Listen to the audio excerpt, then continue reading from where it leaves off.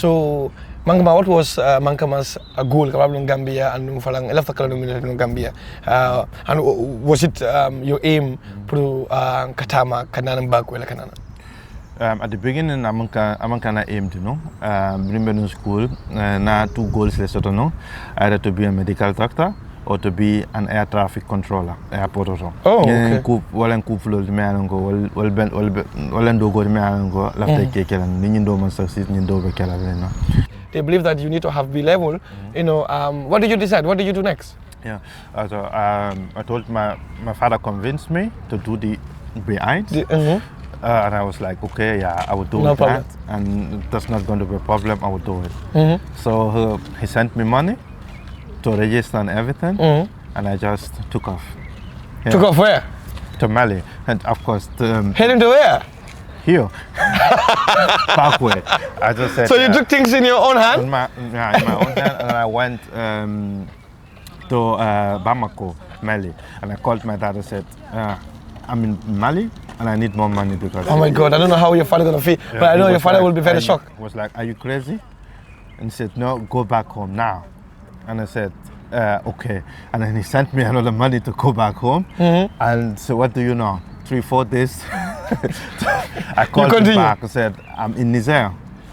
He was like, what? Just like, at this point, he was speechless. Where you started, you decided, that you're gonna continue this journey because you don't see nothing but Germany. Nothing but German. You think like 1 year for you is like 1 year to study in Senegal for you is like 10 years. 10 years or 15 years, forever. So, yeah. Oh my God. I told him now I can't go. So it took a while before he accepted. He was a little bit, because he watches news and he also sees. Of course, as a father, you're gonna feel. He said, no, there's no way I can let you do this. But my mother was telling him, he is not the only one. Let him go. He wants to go. God is great. Let him go. This is our mother. Okay, I'll be there. Yeah. God is gonna protect my child. Let him go. Yeah. Let him go. And then this is where your father decided. At the point, he told my mom, if anything happened, it's all on your head.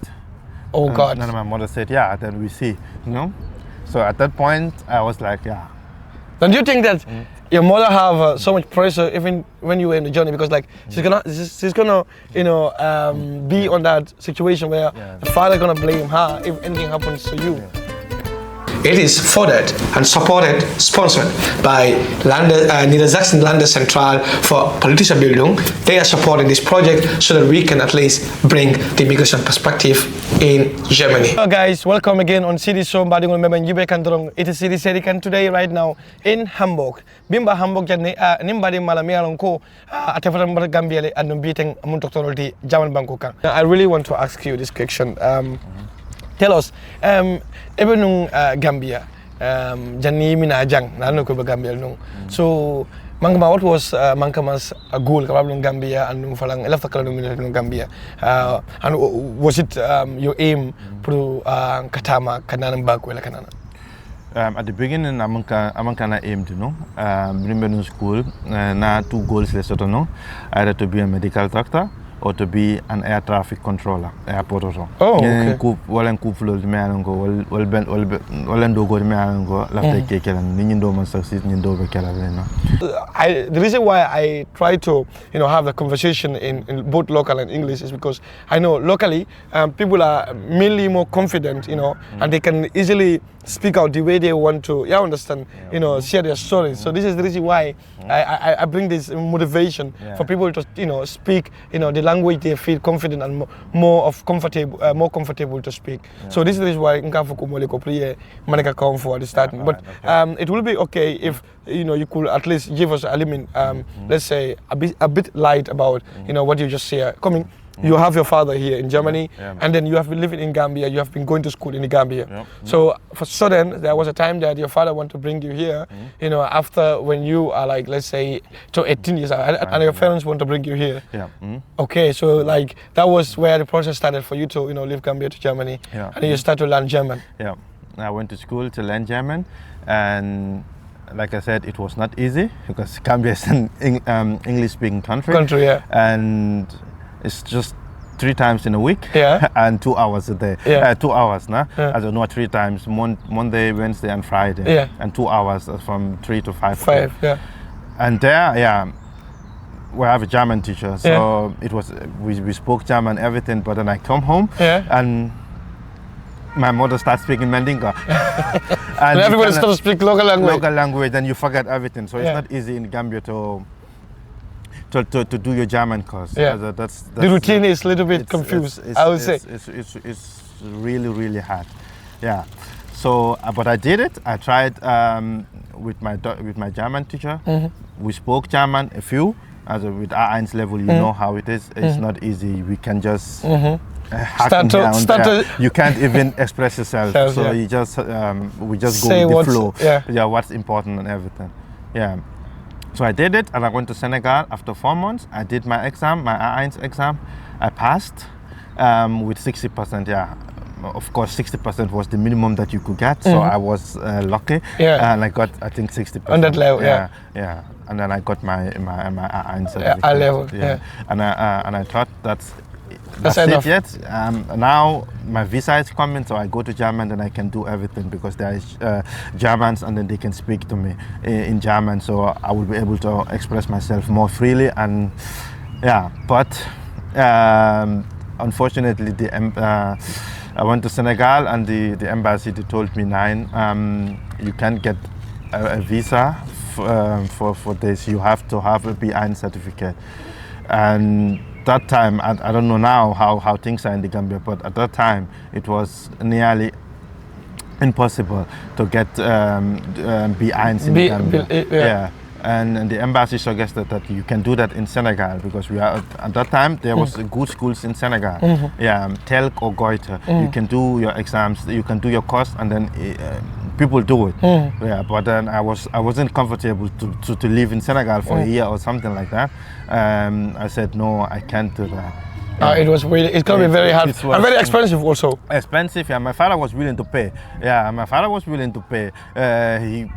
But I was just not ready, and you know, at that time, you were like, I want to go. You have the pressure of traveling, Yeah.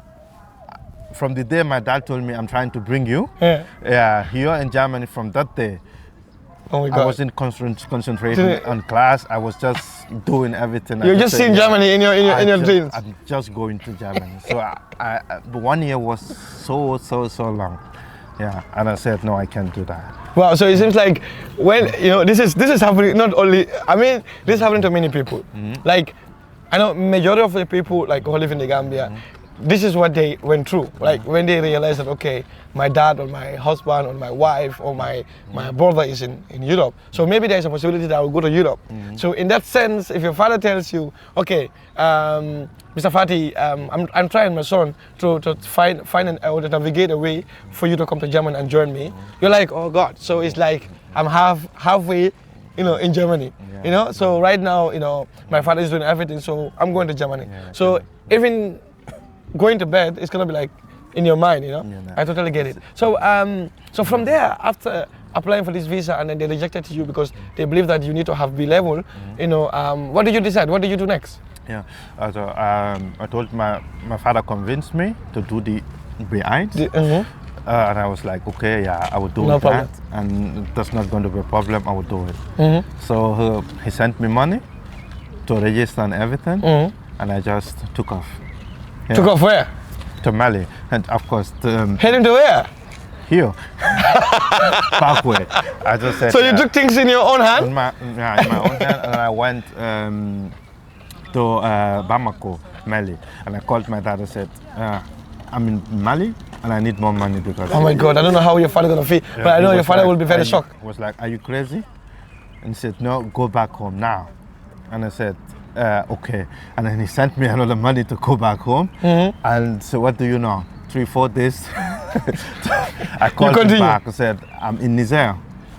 He was like, what? Just like, at this point, he was speechless. He said, what the hell is wrong with you?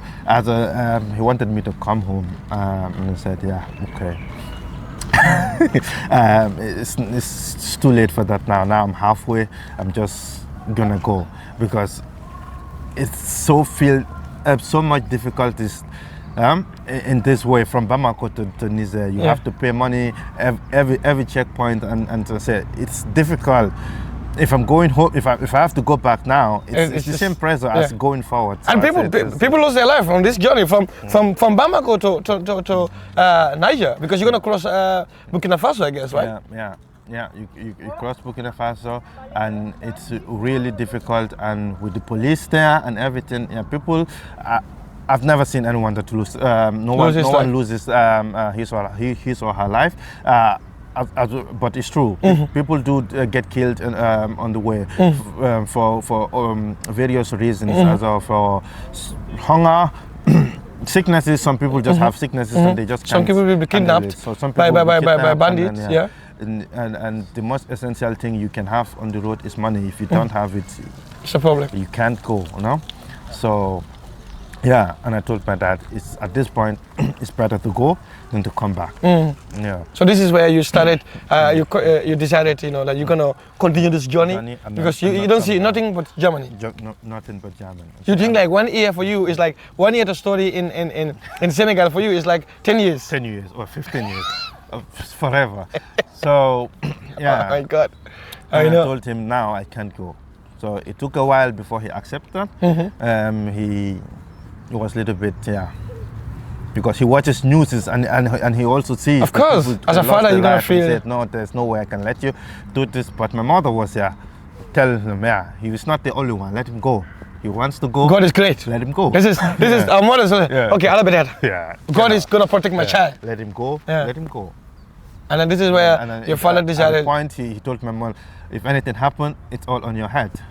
Oh God. And then my mother said, then we see, So at that point, I was like, Don't you think that your mother have so much pressure even when you were in the journey, because like she's gonna be on that situation where the father gonna blame her if anything happens to you. She was in a lot of in a lot of pressure, and she was always praying. And we talked on the way. I had a phone from Gambia to Niger.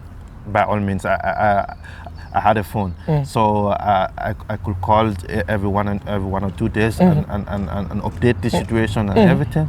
But from Niger, I lost my phone, or they seized it, or something like that. I didn't have a phone, so then the communication was vanished, and we are communicating on a weekly basis. Weekly basis. So then she's not constant like before, and she was really worried. Because she didn't know where you are. Or what's happening and things like that. Wow. But then I always called and I say to make sure that she's okay and she knows that. Pray for me, I'm okay, and it's on to the next stage, and then it went like that. What was your experience living Gambia towards, let's say, Niger or Niger? Because Niger is like it's even more warm than Gambia. It's very dry. It's very dry. Looking at the geographical areas and the differences between Gambia and Niger is too different. So, what were your personal experience, let's say, through this journey before you even reach Libya? It was difficult, like you said, the transportation system. It's different. It's catastrophe, and it's just crazy how, because it's not allowed to pack so much people in a pickup truck. I don't know the exact number, but we were just packed like goats or things like that. We were just like packed behind the pickups. So you can't. Move. You can't even move. You have limited food, limited water, so you just have to. It's just a risk in your life. You just risk everything for the sake of Europe. So do you at that point when you feel to see yourself in that situation, because I know everybody realized some people, when they are in a very difficult situation, that's where they find out that, okay, am I doing the right thing at this moment, or why did I even put myself in this situation? Was it like this for you when you find yourself in a very tough situation? You regret coming? I regretted it 100%. I was just saying it's Oh my not worth it. No? The pain, and then you are not even guaranteed to get to Europe, because you're saying at this point, because I was told here from Gambia that Libya is bad, but not Niger, not Bamako, not Burkina Faso, but there it's just with police, with everything, no? And that everything is just difficult in those countries. It's different, huh? Yeah, in Mali, it's difficult. No, I'm saying if Mali is so difficult, this Burkina is so difficult. So this and how? Niger, how is Libya going to be? Yeah, and I was like, yeah, but at this point, I've made a decision. I have to go to Europe because I can't go back because it's the same. It's the same, so yeah. I rather go and see what happens. Nah? Yeah. So that's what holds you. That was holding For you to go back, instead you said, okay, if I'm gonna go back, I'm gonna face maybe more. I can find myself in a different situation, and that could lead me to whatever. Yeah, I just push. Let me just push through and see how the things are. What lays ahead. No. So yeah, that's how I. That was that was my thinking at the moment, and I said, yeah. Let's just do this. How was it for you when you were in Niger? Because we know in Niger, like you said, the foods are different. You have a very limited, possibilities for you to get good food and good water. And again, you have to cross the Sahara Desert. This is also another story. So tell us, how was for you, trying to leave Niger to cross the Sahara Desert and get into Libya? Yeah, it was also difficult. I think I spent not more than a week in Niger. My father, there's always a middleman there that you pay money to and everything, so you can get your transport and everything. These traffickers, yeah, they are the middleman. I paid, and then I went Niger. I think I don't know how long, but it's not long. It's not more than a week. So I took these Toyota pickups. Things. We are plenty. So plenty. How much? I don't know. I can't say. I'll be lying, but they packed us. The Toyota was like 100% full. Just like how animals are packed in the Toyota. Yeah, it's even better because we're just like. Even worse. It was, yeah. It's worse, not better. So it's worse. So we packed like just livestock, and Wow. So I paid, and then we took off. I think it's also a journey of few days. I think, I don't know. I'm not sure. I forgot all. But it's not a 1 day. I think just 1 or 2, 3 days. I think 2 to 3. Yeah. Wow. So do you let's say experience any situation through that journey? Luckily, for me, I was fortunate enough. The conditions were bad, but I didn't have a problem on the way. Okay. But I saw people with problems, so because we saw people. Oh, really? We saw other cars. Other people having car troubles on the way. Car broken down. Yeah, just waiting there for their pickup to arrive. I saw them. I don't know what is with them. I don't know if the pickup came to pick them up on time or not. But I saw people on the desert. But my convoy was really successful. So it was, the conditions, like I said, was not good, but we managed. It was okay. We had a safe journey, and then without any trouble, then we crossed the desert safely. Wow! Yeah, all the crew members were alive and also fit. Yeah. I know that. I'm asking this question because I know there are people who don't watch us, who are gonna be like, very surprised to hear the stories. And I know I've been doing this kind of interviews with people who normally speak local language, and now there are people who are watching us and they speak English or other languages, so they might really gonna learn something from this interview. And this is the reason why I'm even putting more pressure for me to get clue from your own story. Do you can you tell us when you reach, let's say, Gatron in Libya? Is it Gatron? If I'm right. You are not very sure. I don't know. Sabah, I think. Yeah, maybe. Sabah. Yeah. So when you reach Libya, I'm not sure. What are the stories that you hear from your own, let's say, comrades who are on the same journey, and then they say like, oh, a story that will like where you're gonna be like, oh my God, I'm shocked Like, I went, I met people there. There's a sort of camp, as in local language, we call them this foyers and so. I met a lot of Gambians and a lot of Malians and other nationalities. We are just mixed together. Yeah. And some of us were lucky enough to, I wasn't working. I was just calling my parents, and the money was coming. Okay. I was just moving. You have a bit privileged. I was. Thank God for that. But I saw people that they have to walk every step of the way from Niger to Libya, and then from Libya they have to walk. And from Sahara they have to walk to get to Tripoli, and from Tripoli they have to walk to get to Italy. And some of them they walk, and then they get kidnapped during the walk, or some of them they walk and they don't get paid because I hear the story. Some of them they walk a whole day and then there's no money, there's no nothing, and some they just walk, and then they get kidnapped, and then they have to pay these kidnappers because a lot of some people can call home to get money, some don't. Some can't even call home to get money because they have nobody. Because they have nobody who and then it's more difficult for them. And some they just go to work, and then on a bad day you survive from what they from hand to mouth. And some of them they just walk, and then you have trouble with police, and then you are in a prison cell, and also they're in these prison cells without money. You can't cook it out. Some of them are there, and then it's just like it's crazy. Wow. So I hear all these stories, and I was like, it's not easy. I went to Sahara, I called, and then they paid, and then from Sahara also. You move on. In Tripoli. Then I went to Tripoli, and then from Tripoli also, I paid. I didn't work, and then I just paid. Paid the money, Italy, for you to move on to Italy. So, before we move to Italy, what is your worst experience, or let's say, worst scenario that you have heard in Libya? I'm just the people that are getting captured on the way and been put to prisons just because they want to better themselves, or they just want to cross, and then they're in prison for nothing, no reason.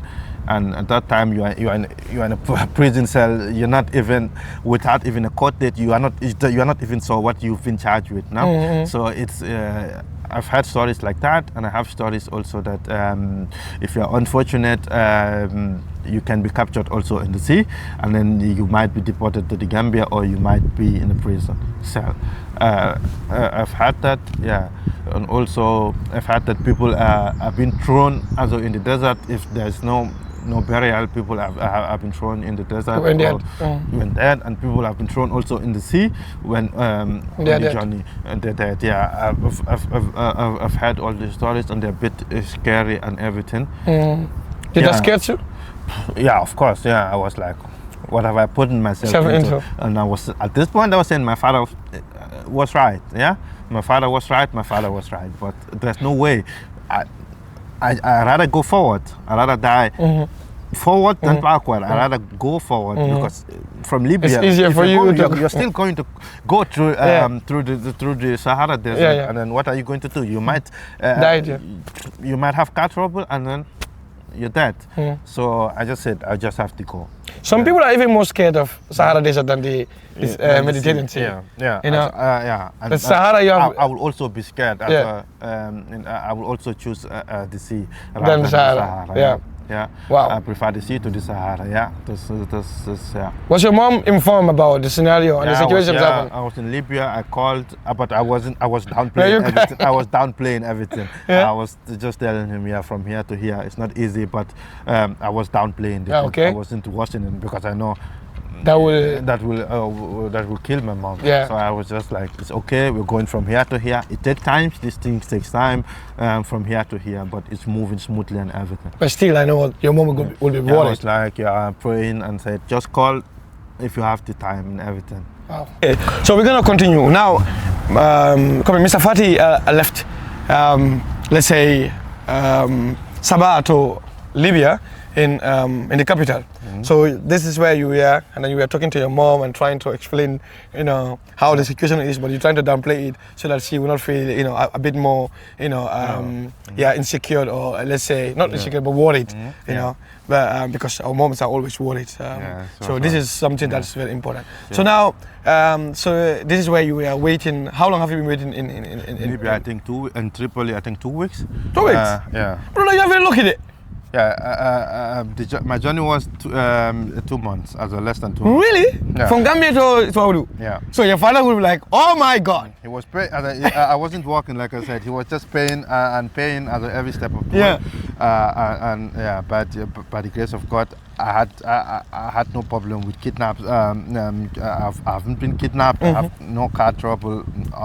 Also with the police, no problem. Your situation was very fast. So, like I don't even know, because I know there are people who went through horrible situations, horrible experiences. I've seen people who really drank their own urine. I've seen people who didn't eat the whole day. I've seen people who have been kidnapped for years, like 1 or 2 years. I've seen people who are in Libya and then they face so many horrible, experiences. So I am really fascinated that your story is a different thing. But although it was fast, but you have heard and you have seen things that that shocks you on the way. And I know you're not encouraging your brothers to take this job. No, as soon as I was in Italy, I told my friends this is not a way to come to Europe, because it's not a way. You need money, you need God, and it's just not worth it. It doesn't worth it. It's not worth it to take this way. I've told my brother, and at that time I told my sister, I told everyone, I won't be paying. I won't be encouraging, and I won't be paying for anyone. You became the voice of your father. I said, no, I don't want. Europe is good. I've been telling everyone it's far better. Yeah. But just do it the right way. No, because I know there are people who went through horrible situations, horrible experiences. I've seen people who really drank their own urine. I've seen people who didn't eat the whole day. I've seen people who have been kidnapped for years, like 1 or 2 years. I've seen people who are in Libya and then they face so many horrible, experiences. So I am really fascinated that your story is a different thing. But as soon as I was in Italy, I told my friends this is not a way to come to Europe, because it's not a way. You need money, you need God, and it's just not worth it. It doesn't worth it. It's not worth it to take this way. I've told my brother, and at that time I told my sister, I told everyone, I won't be paying. I won't be encouraging, and I won't be paying for anyone. You became the voice of your father. I said, no, I don't want. Europe is good. I've been telling everyone it's far better. Yeah. But just do it the right way. Just do it the right way, not. But many people will not. They will not even listen to you. They was like, Alaji Beko, he went through this journey and went to Europe, and then he is telling us don't come. I'm not saying anyone don't come. Just do it the right way. Just find a better way to come. Just look for something else. Just find a better way. It's not with the back way. How will you define that? Looking at you, your story is different. Coming to Europe, within 2 months, alhamdulillah, that makes it easy. And now you are successful. Let me just define it like this. And then your goals are you achieve your goal within these 8 years. Do you think it's going to be easy for Gambians to listen to people like us? Because I know they're going to look at these people. Just like I said, Europe is better than Gambia. Gambia. Let me just say, Germany. Germany is 1,000 times better than Gambia. There's no doubt about that. There's opportunities here. You can live. You have your talent. You can pursue it. You have your goal. You can pursue it, and it's everything okay. It's far better lifestyle, everything. But where is this lifestyle? What are you going to do with your lifestyle, with your talent, if you are if you are 6 feet under as of the desert, or you are somewhere in a police cell, or you are in the sea, in the Mediterranean Sea, what can you do with it? The talent is so. You can channel your talents and everything into something better. You can go to some you can go now. At my time, there was not none there was opportunities, but it's like close to none. You can't have opportunities now. There's opportunities to come to Germany. Just you have to do the right thing. You have to go to school like nursing. You can if you are a nurse, or you if you're a nurse, or you have a profession in the Gambia, you're a profession. You can have as a gastronomy and also in the healthcare system, to be a cook or to be a waitress. These two things is very easy. You just have to learn your German and you use the smart migration, the smart migration system, and you are in Germany. I mean, it makes sense. It makes sense. Let's see ourselves as the luckiest people in the world. You know, and after seeing what happens to our brothers and sisters on this journey, we realize that this will be the last place to see my brother. Like, for you, I want to add on what you just said. The reason why I even asked is because I know encouraging and talking about this a specific topic, you know, the back way. People thought like, okay, why should I be the? I'm not in fact in the right position to speak or to talk about, you know, this, you know, or to discourage people. But I am in the right position to discourage people who want to come to this journey, because maybe they don't experience what is in this journey. If you want to take the journey, please use the smart way, smart migration. You know, apply for scholarships, go for studies, or if you have a skill, like he said, you know, in the nursing system here in Germany, it's easy. You know, if you're a nurse in the Gambia, you can easily come to Germany. You know, if you learn their language, only their language. A cook, a cook, the same thing. You know, so these are the two most powerful ones. If you have this, because they need it. You need your language. Just go to schools. There's schools in Gambia now. You can do from A1 to B1 in a space of 1.5 years. So you can do it, and then you can do your exam. You have your certificate. To find a job in Germany. Very easy. It's very easy. And you're allowed to come to Germany for 6 months to search for a job. To search for a job, and you.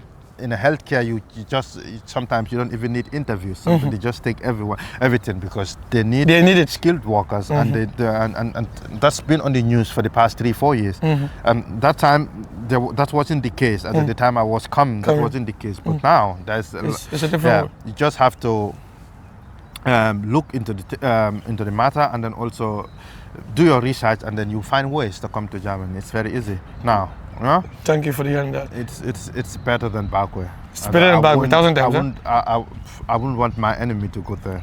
How was it for you? How was the feeling when you first reached the zoo of Europe? Like when you finally, you know, see yourself in Italy? I had.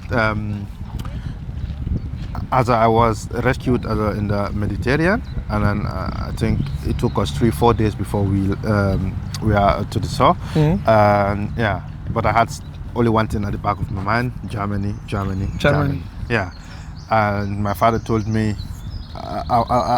as I was in Tripoli, he told me, as soon as you're in Italy, just find someone that I can send money to, so you come. No fingerprints, no nothing. Don't do anything. Yeah, so I just I was in Italy, and then I was in a camp. So, but we are allowed to go out once in a while.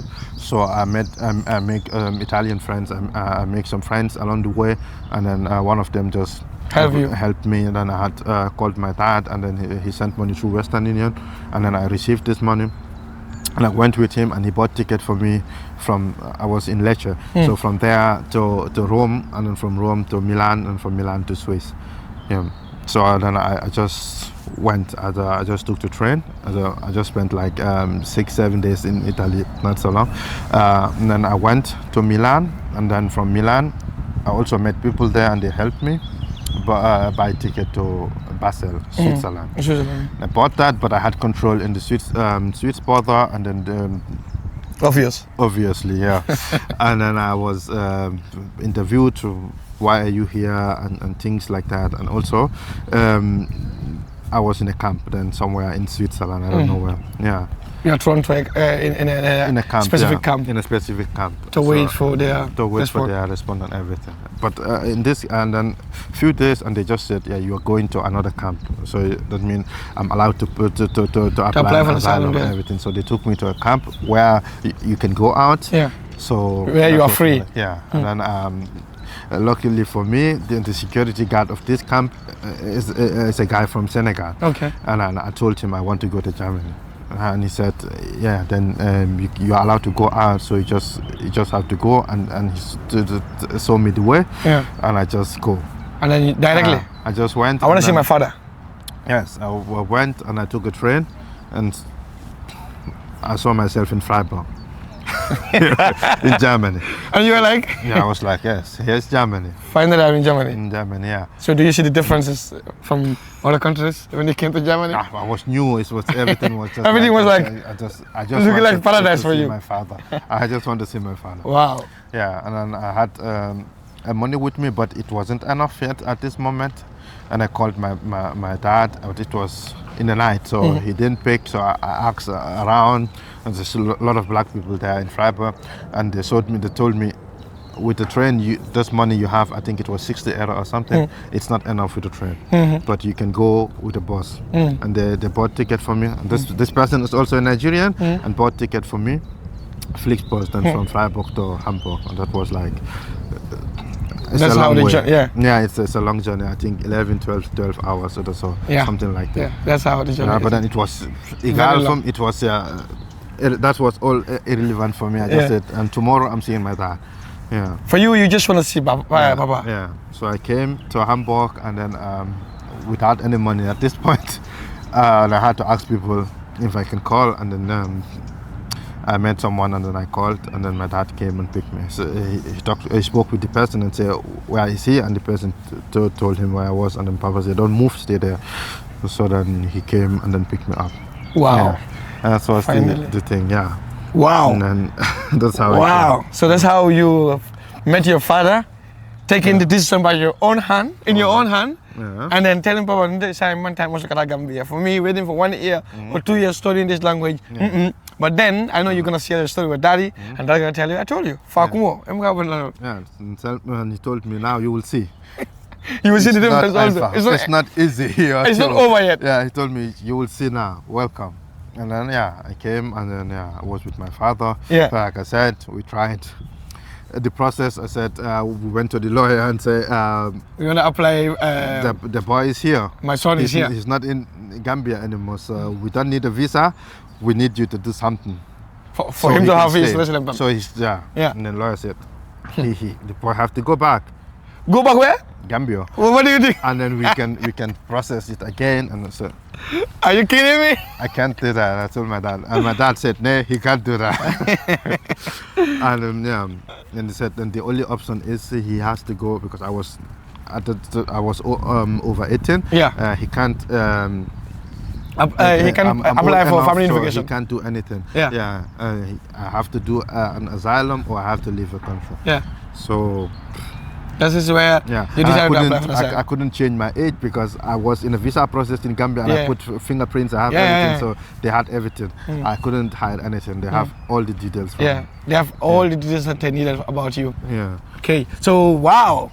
So now, unfortunately, because you're over 18 years, which is also understandable in the law, if you're underage, your father could have, easily apply a resident permit, for you. Yeah.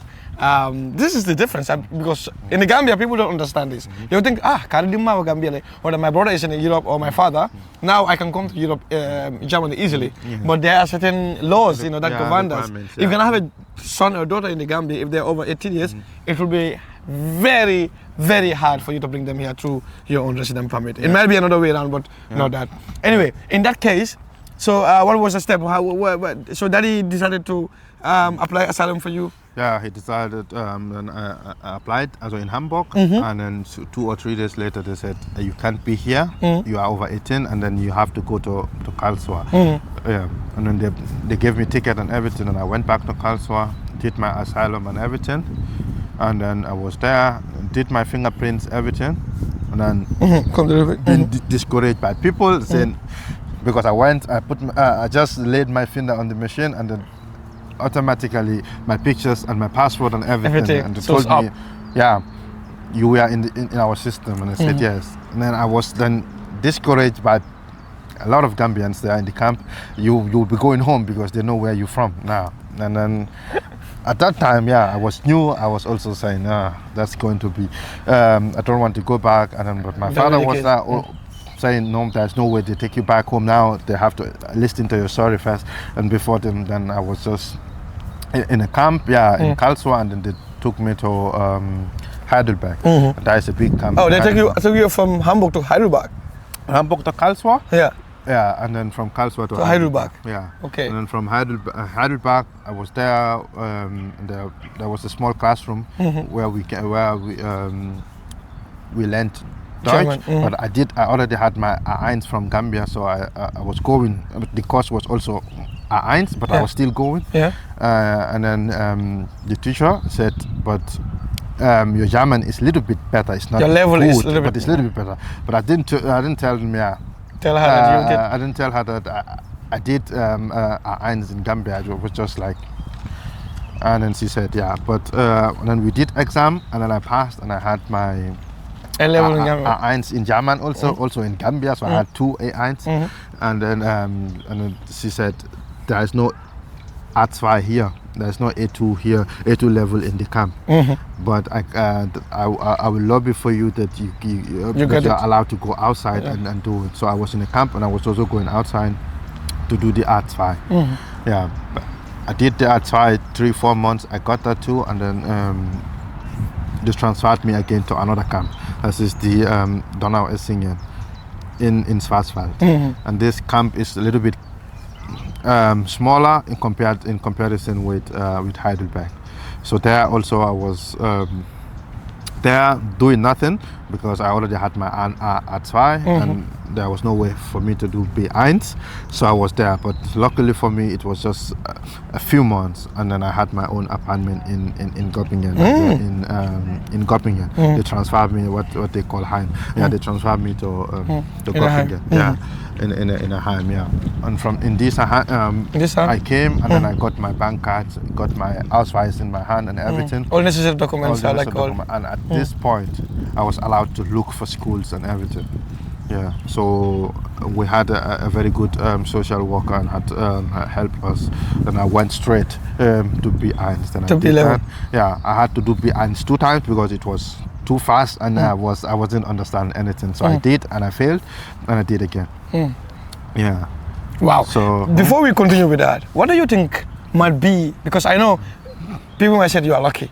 So during your stay in the camp with others, and then your time was like your opportunities were very, it's different from the others. But what do you think might lead you to this, for you to get those opportunities from that woman helping you? Yeah, it's just the determination. Just going to because one thing I've learned in German, they help you. As if you put yourself on the track, they push the train. Yeah. So if you're there, if you say, hey, I'm up for it, they help you. Not there's a lot of everywhere you go. There's bad people. There's racist people. I'm not disputing that, but there must be 1 or 2 people who are willing to see the potential in you and are willing to push you all the way if you are ready for it. If they see that you really want to do something, you are going for it. Yeah. This is what they said. Yeah, so you have to be determined. You don't have to be discouraged because there's racism everywhere that you can't let that not be the burden for you. That can't be that shouldn't be demoting you, or that shouldn't be the reason for you the reason for you to just give up on everything you stand for, because that you and I can't stop that at the moment, and we can't do anything about it. We can just talk about it, but it's not changing anytime soon. Yeah, because I've been here for a while now, and even today, I'm still getting abused. Sometimes I can't even go and enter my working place. I'm there, and they said, "Oh, here it's for doctors. If you're sick, go to the other room. Say, I'm a doctor." And then so they wait and look. If I plug in my card. If I plug in my card and they say okay, and then they can go. or you go to a patient and the patient say, can you bring someone else? Tell us now. So from that level, from B level, you were doing B1 for 2 times. Yeah. And then from there, how do you continue? And then from there, I had a friend. He was doing Ausbildung als Maler. And then I said, okay, you're doing Ausbildung. He had a B1. He said, yeah, with B1 you can do some Ausbildung. You can do. And I went also to the same Maler place, and they told me, you're too late. You have to apply 4 or 5 months before, not now, because now we are already booked and everything. And then the same guy I did the interview with told me, but you can try in the Pflege, also in the healthcare. In healthcare, and they're always looking for someone, so you might just have the chance. Yeah. Then I just went again to my social worker, and he wrote a Bewerbung for me, also my CV and everything, and I sent, and then they called me, and I went, and they told me, your German is okay, but it's not that good. Do you think you can handle the pressure and everything? And I said, yeah, I can try. And they said, yeah, you have 6 months, and it's called Probezeit, and if you do well, then you can continue with the Ausbildung. And I said, okay. Then I gave it a shot, and then I went. It was hard for the first 2-3 months because I wasn't understanding. I was with German people in the class, so they were speaking only Germans. I'm very fast. So you couldn't understand things, but the teachers, they were helpful. They called me once and said, your grades are not that bad, but they're not also that good. So what is your problem? Say, I had to translate everything 3-4 times before I understand. I have to translate everything to English, and then I try to explain it in German. And they said they're gonna help me, and they sent me to school for Dutch course. Yeah, in Abendschule. So I go to school from 8 to 4, and from 6 to 7:30. 3 times in a week I'm in Volksschule. Yeah, and also every Friday we have Dutch course. So for people, not only me, for all the students that are not from German, they can go and then talk with the teachers, and then that is from the school. So I was doing that, and all of a sudden, what do you know? I was expressing myself again, and then I went. I was doing it in a hospital, so the Ausbildung, because the Ausbildung is always 2 times, 2 parts, theory and practice. So you'll be going to school, and then you'll be going to work also. So 3 weeks school, 3 weeks work, 3 weeks school, 3 weeks work. So I went to work, and there's a lot of German people there. And then all of a sudden, I was saying I'm good, and then I was just going, and my grades started going up. And the teacher said, they're working now. And then after 6 months, they did their evaluation, and they said, I could do it. So they just gave me the green light to do it. And they said, but you have to do your B1 with this B2 with this Volkshochschule before the end of the Ausbildung, because you have to have it. So I was doing that with the Volkshochschule, doing that. It took a while, but then I did the B2 exam and I passed. So then I had to focus only on my Ausbildung. I did the Ausbildung, and then I passed the Ausbildung. Wow. Yeah, and then as Pflegefachmann, professional nurse. Yeah, as a professional nurse. Yeah. Then after the graduation and everything, and then we had something called Pflegemesse. You go, and then you can have an interview, and you can see what you can do with your Ausbildung. Because if you have a certificate in nursing, it doesn't just mean you have to work in a hospital or in a Pflegeheim. You have to work. You can work in a lot of places. I went there and I look at everything. I even saw you can even work in a prison for the people that are that have psychiatric problem. You won't be a prison guard, but you will be there giving them medicines and everything. I was like, this is cool. This I want to do. I went there, and they told me, you're not German. You need to be a German to work in a prison. And I was like, poor, I'm not a German. and they say, you can always come back after you have your German pass. I said, okay. I was looking, and then I saw something called Dual Studio. And then I said, I was old. There they need C1. C level. They need C1, And I was like, okay. And I applied with my social worker, and then they called and they said, you have B1, but we have a clause in our vertrag that if you're not from Germany, you can go with B2. Wow. Yeah. And if you have a Realschul Abschluss from whatever certificates you have from your country, and then they just said you can try. Yeah. So going to Heidelberg, there's a medical university there, and then I went medicine. I studied. Yeah. I looked up. There was courses that I couldn't do. I couldn't be a chirurg because they said that you need a lot of German and a lot of time. It's very deep. It's very deep. This for your language, I don't think it will be good for you because they have somebody who will evaluate your skills and then put it to where it's needed the most. You can after the Ausbildung, like I said, if you go to the Pflegemesse, and you have opportunities to see. You have everything to see what you can do now, what you can do in the future, what you want to do. Everything you are eligible to do.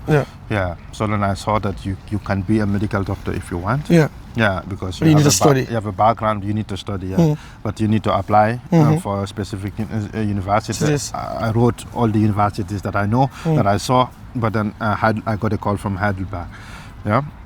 And you have to go and do your interview and everything with them, and then the professionals, they look at what you can do and what they think you can do. So they just assess you and they think they give you what. And then I went, and then he told me to be a chirurg, it's not an easy job. Not a German, you can't because of the language barrier. Of the language, and also because of the things I need to go through and everything. And he said, I don't think it's worth it. And I said, okay, I don't have what do you think is good for me? He said, I can be an anesthesia. Yeah, that's what I am now. I can be that, or I think two other options. We are dermatologist, as a skin doctor. Yeah, and the other one I forgot. And I said, and he told me, if you want money, then be a skin doctor, because in Germany we don't have to. Skin doctor. Yeah, we don't have to. But I said, I went, and then I saw it's not for me. It's also, it's really, really, really hard. Yeah. And I said, no, I've learned enough, and now it's time for me to benefit home. I can't be learning my whole life. So I checked anesthesia. It's also not easy, just to say, but it was the thing I said I was comfortable with. I said, yeah, I would do that, and I did that. So you are now a professional doctor in that as anesthesia. Anesthesia. Can you define us what is that? Anesthesiology. As an anesthetist, this is we are more in the operation room. There can't be an operation without an anesthetist. Anesthetist must be there. That we give people the injections and to sleep during the operation, and we make sure you don't wake up during the operation. Yeah, so I'm responsible for that now. I give you the injections that you need, so you can be asleep for 3-5 hours for the operation, and also during the operation to see if you lose blood. I have to be saying what you need, what needed to be given to you. So specifically, the chirurg will be doing the operation, will be communicating with me, tell me this and this, and then I will be telling him what to do, and I will be documenting it, and also be telling him what to give and everything. So I will be there during the operation all the way through, from start to finish. It doesn't matter if there's operations that are 18-19 hours, then I have to go home after 9 hours. Then there will be another anesthetist, then I will be relieved of duty, and then he will be there. But there must be an anesthetist there for the operation, to survey and also to be given the patients, to be you are like the Navi there. You will be given everything, and you will be giving the people the doses so they can sleep, and also the different types of doses that you give to people. The ones different types. Some operations have to be done awake. You have to be awake and have to make sure that you're not in any pain. Then I'm responsible for these drugs, and these drugs also have to be counted every time and have to be documented, because even if a bottle just one bottle goes missing, it has to be reported to the police, and it can lead to Death. Everything. They call BTM in German, they call Betäubungsmittel. They are things that you don't joke with. They have to be intact every day. Wow. So yeah, and then like I said, my job, then I have to be very careful with the patients, what doses I give you, depending on your height, your weight, your everything. So I have to look everything, and then I'm also responsible to talk to you before the operation, to tell you this and this is what is going to be done to you, this and this. So you have to sign before, and you have to give me your approval, that I can do this and things like that. So I'm responsible for that too. So if so I am not I come to normal stations to talk to you before your operation, but I'm 80% of the time in the operation room. So I'm a place where not everybody can enter. It's just a few people, and because it's a very sterile place, and you don't you don't have to bring any sort of chemicals or any sort of infection with, because you just have to go with clothes that are tested, and that clothes that have no free of infection. So it's a place in a clinic that is secured and everything, because a life depends on it and everything. Wow. Yeah. Wow. So I did that in Heidelberg. I was the university, of course, and I was going to plenty hospitals to do my practical in Stuttgart, in Göppingen, in Ulm, everywhere to be working, but under surveillance, of course, because I was in the university. And, now that I'm done, so I'm not being supervised anymore. I'm doing it on my own, and I am a full medical doctor, anesthetist in Deutsch. In English, I think Anesthesiologist or so. Anesthesiologist in English, but yeah, I'm a full-time anesthetist then here now for the past Brother, 90 days. First of all, I need to congratulate you, to be honest with you. I am first of all really amazed by your achievement. But I think listening to your story, you can see that because of dedication, hard work, perseverance, you were able to make this to this level. You are now a full doctor. If you tell people, the young man who came from Gambia, who told his father he can't wait for 1 year just to take the flight to come to Germany, seems like you have seen your dream in front of you, and you're telling your father, "Day, you are a full doctor." Like me myself, I am very inspired, and this will even inspire me to do more now, because I mean, if you tell people this, they won't believe you. If you tell your friends are Gambians, this boy came here, as a migrant, crossed the Mediterranean Sea to Germany, and become a doctor. Is that not inspiring? Yeah, it is. Yeah. What will you tell people in your zoo, people who are also in the same situation when they came to this country? You can just believe in something and just follow it. It's going to come. Just follow it, just put in the work, and it's gonna come. You always need God, but just work hard and don't let anything stop you.